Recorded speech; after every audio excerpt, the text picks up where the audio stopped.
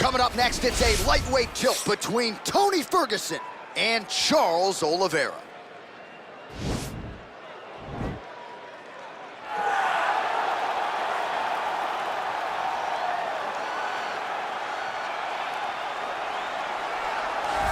Well, it's always exciting when you have such a high-level Brazilian Jiu-Jitsu practitioner. This man has been a master of the submission in the UFC, and even though a lot of people know what's coming, more often than not, they're unable to stop. Because the knowledge of the Jiu-Jitsu game is truly something that it's hard to replicate when a guy is as good as he is. I mean, he will jump for a triangle.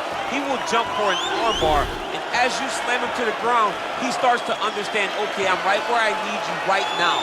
This is when the game starts for him.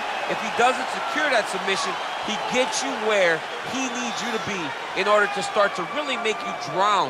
It's like going in deep water and getting pulled down over and over again, because every time you think, if I do this, it'll make it better, it just makes it worse. And best of luck trying to find a training partner to simulate this guy in the gym. It can't happen, and it won't happen. Well, with respect to Justin Gaethje and anyone else you want to throw in the mix, this is about as watchable a fighter as we have on the UFC roster, the former interim lightweight champion, El Cucuy, Tony Ferguson. Tony Ferguson is just nasty. From the elbows that he lands on the feet to on the back, the submission ability that he possesses, one of the most diverse strikers in the UFC. And with a college wrestling background, every time you step foot in the octagon with Ferguson, you know that you have your hands full. And there's some fighters who just don't like training, right? Frank Mir would always say, I don't like to train. Tony Ferguson loves to train. He'll go 5 or 6 hours hard. That's crazy. And from a work ethic standpoint, few guys are going to be able to match that. And now our tale of the tape for this lightweight fight. Ferguson is 6 years his senior. He is 1 inch taller. He will have a 2-inch reach advantage. Here's Bruce Buffer. Ladies and gentlemen, this fight is 3 rounds in the UFC lightweight division. Introducing first, fighting out of the blue corner. This man is a jiu-jitsu fighter holding a professional record of 29 wins, 8 losses, and 1 no contest. He stands 5 feet 10 inches tall, weighing in at 155 pounds. Fighting out of Sao Paulo, Brazil, Charles Oliveira.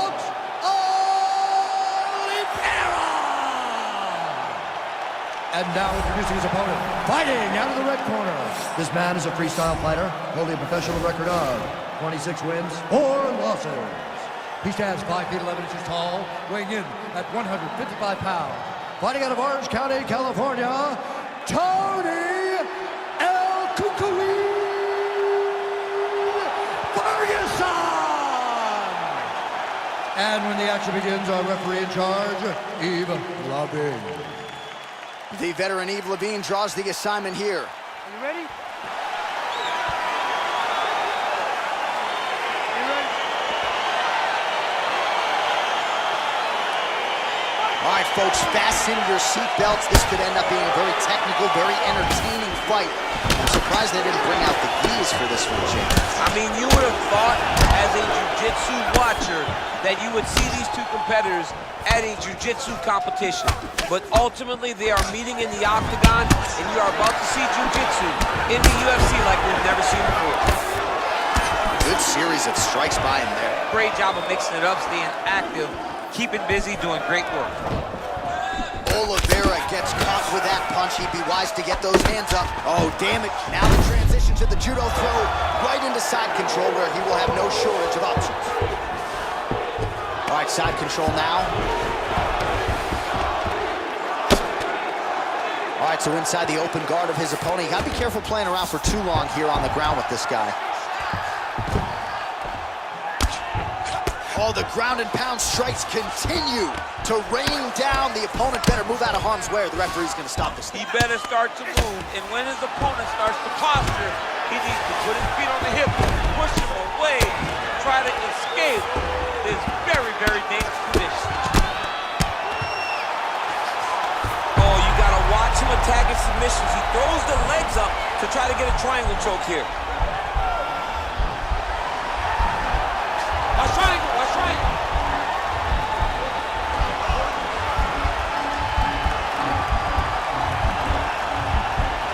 There he is, he's moving to the finishing position. Now watch, he goes parallel right next to his opponent. When it's time to finish, Triangle looks pretty tight, DC. I'm no Brazilian Jiu-Jitsu black belt, but maybe not good here. No, it looks like it's getting in deep. Oh, nice. And this might just be a matter of time. Wow. Side control now, and certainly I would think more offensive options for the bottom fighter than in the half guard. Absolutely more offensive options, because now you can just start to get away. You can just go to a wrestle stand-up. Get to your knees, post your hands, don't allow him to get his hooks in, right? Really be aware of the hooks. But get to your handstand, up, fight the hands, break away and escape. But it's so much more free-flowing than a half guard in the side control, because all you need to do is just get the opponent's body up, because his legs are just free to move. His legs are not controlling anything. His legs are just free, so you have more freedom to use yours. El Cucuy ground and pound from half guard now. Let's see if he can do some damage. All right, he's got side control here, DC. You know, he's got a lot of different submissions in his arsenal once this fight gets to the ground. Pretty good ground and pound by him here. He told us on Thursday he needed to be more effective in these situations. Certainly effective tonight. Many people have gone away from this style of fighting. This man has embraced it, and you are seeing why he's one of the best that we've seen do it in a long time. All right, let's get you some pictures from that previous round, DC. A lot of good work with the ground and pound striking. Yeah, he was able to control posture, get himself postured up, land big ground and pound as he ended the round.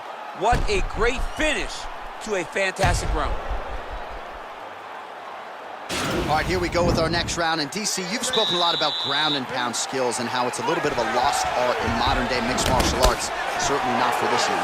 No, and he does it the old school way, right? Nowadays, you push a guy to the side of the octagon and use it as a barrier to get up. Not with this guy. He stuffs your head in the corner, he gains his posture, and he just starts dropping hammers until eventually you're gonna turn to your knees. He'll take your neck to choke you, or he'll just put you back down. It's crazy to watch him dictate his opponent's actions with his power from this position. Not many guys can generate that type of power. You got to go back to guys like Mark Munoz. They used to call him the Filipino smashing machine because he was so good with his ground and pound, and this guy shows that same exact type of approach. That is how you scramble, folks. Nice kick there by Ferguson. The left punch is true, now the right hand. Oliveira doing the right things defensively. Oh, man, you can hear it. Bone on bone. Nice elbow land. Dude's hurt. Serve him up. Go get him. Oh, straight right. Oh, look at him jumping in to try to get the finish.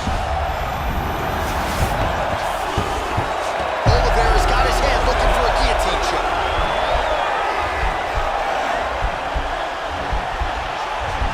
Guillotine.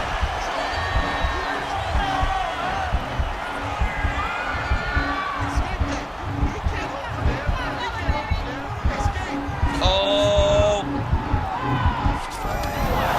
Wow. A lot of top pressure being applied here as he works out of side control.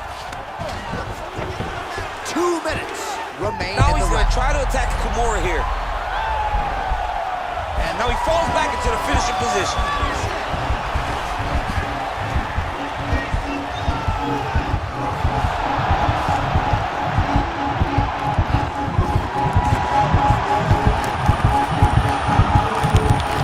Oh, that's going to do it in a quick tap from there as he gets it done by submission. The moment he got the arm straight, he got the pressure with his hips to force his opponent to tap, and he wins the fight.